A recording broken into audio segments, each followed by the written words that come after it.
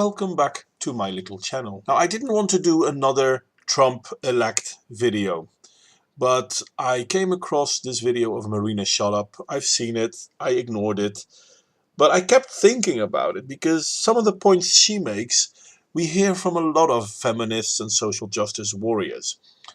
And I really felt, you know what, no, I need to address this because this bullshit, these lies they are spreading are even worse because they're ignoring the truth. And that's not that Trump got elected, but that the candidate they're supporting was far worse. Hillary worse than Trump? No, you gotta be kidding. Well, let me lay it out for you. Oh, and I don't want to use any conspiracy theory. I'm just going to address the things she actually said.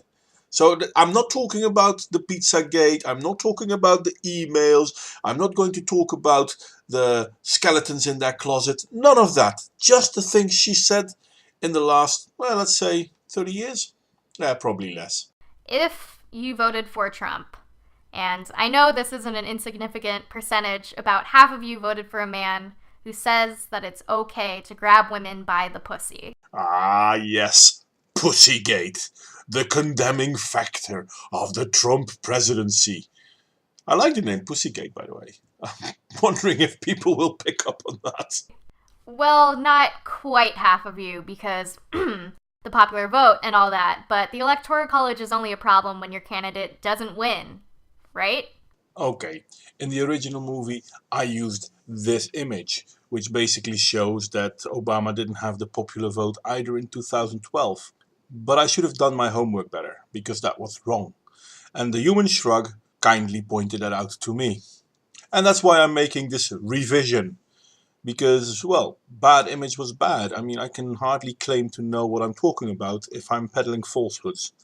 So yeah, it needed to be addressed. Obama did win the popular vote as well. And true, Trump didn't win the popular vote. He did, however, well, he won the Electoral College. And that's what it's really all about. But I am going to show you another image. An image that shows you how the counties have voted.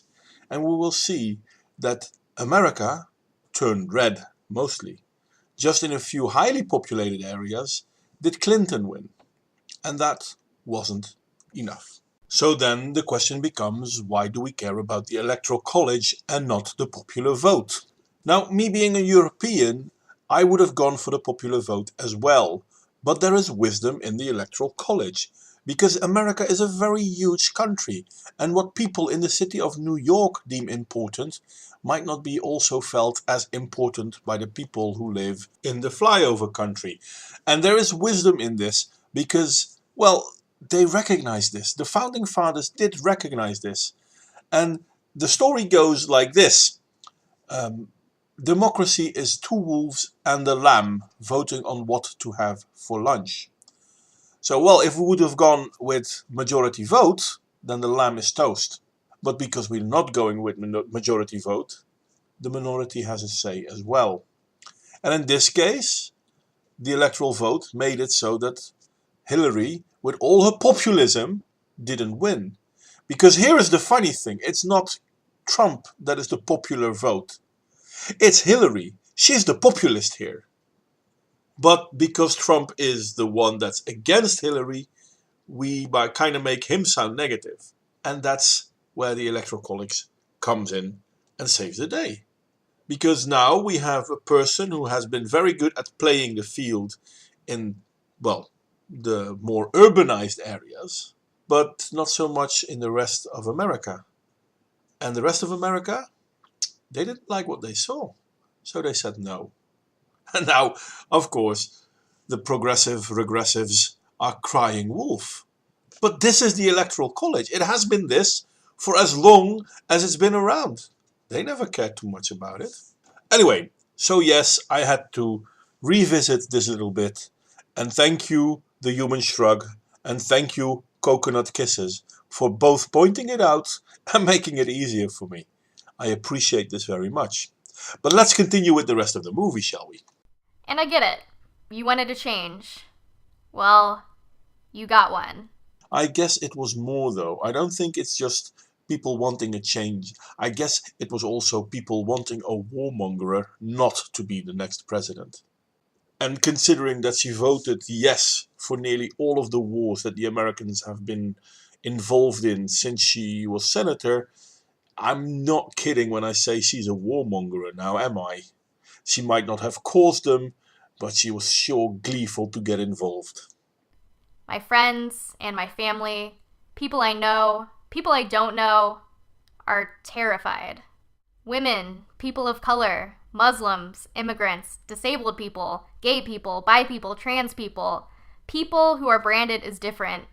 We are scared for our lives. You know, I know that fear is a bad advisor, so there is that. But why are you afraid for your life with Trump when Clinton has proven in the past that she doesn't care about any of the groups you just mentioned? I mean, seriously, look at the little picture I put up again. See, the thing is, everyone keeps pointing out that Clinton is so good for everyone, but she was opposed gay rights until 2010, after she basically saw that she kind of lost a lot of support because of that in her initial bid for the presidency. And she has no problem with enforcing and keeping enforced the Patriot Act, which is basically taking away a lot of rights of a lot of people, including blacks and Muslims and etc. etc. etc. Oh, and she doesn't really care about how do you call it? Oh yeah, your rights, because she supports what she does based on what pays her bills. For example, she was totally okay with repealing the Glass-Steagall thingy, so that Wall Street would have a check on what they are doing. You remember Wall Street, the guys that basically started the world's financial credit crunch thingy, which bankrupted a lot of countries and basically is still a huge problem to this date. She was against regulating because of that, or rather to prevent something like that from happening again. Now, again, I'm not saying that Trump will be the best president in the world, but the worst? You were afraid for him? Hell, I'm afraid of what Hillary Clinton would have done. Hell, I'm afraid of what Hillary Clinton already did. Donald has always thrived off of fearmongering. How? He's not a politician. He hasn't even had a day in office yet. Now, Clinton, on the other hand, she did use fear to get people to support her. As are you doing now. But how did he? He's built his entire political campaign around painting our political climate as the worst possible scenario. Diversity and progress as something to actively fear. So he fearmongered by pointing out that illegal immigrants shouldn't be allowed into a country. You are forgetting then that Barack Obama exported a lot of illegal immigrants during his time in office, right? So it can't be that, because when Obama does it, it's okay. Therefore, Trump can't be bad for doing that. Or are we now being hypocrites? And his talk about vetting Muslim refugees. You're actually saying that that's a bad idea. Look at Europe right now. President Hollande of France basically told his people that, hey, you know what? Better get used to live with terrorism, because that's how it is now. Thank you for letting in all these Muslim refugees, Merkel and Hollande. Look at Germany, for example. And you know what? I'm not even going to mention more examples, but these are the people you feel you should let in. Don't you think that would increase the fear of your country? It did in Europe. Well, here we are. We are afraid. This is the worst possible scenario. You are scared of a Trump presidency, but you're okay with a Hillary presidency, even though she advocates for war and already has said that the nuclear option is not off the table. And as soon as the president gives the order, missiles need to start flying. And that takes about 4 minutes, according to herself. But yeah, that's not something to be afraid of. A president that wants missiles in the air, nuclear missiles. I'm sorry, but your hypocrisy is pretty big on this one. Okay, I'm going to end my response more or less here, and I'm going to finish with my usual rant, because it is beyond stupidity. She blames people voting for Trump because reasons. But she doesn't want those very same reasons to apply to her candidate. People being afraid, well, I'm sorry, I'm more afraid of Hillary Clinton, what with her war speech and whatnot. No, don't tell people that. No, no, he is, well, we come back to Pussygate. He grabs someone at the pussy, or he talks about how he would do that. And people don't want that to happen. Yeah, but that's the thing, though. He says that they will let you. Letting someone is consent, isn't it? Doesn't matter, though. No, no, he's a man, and he's a bad man. Because, well, because of what? I mean, we have nothing.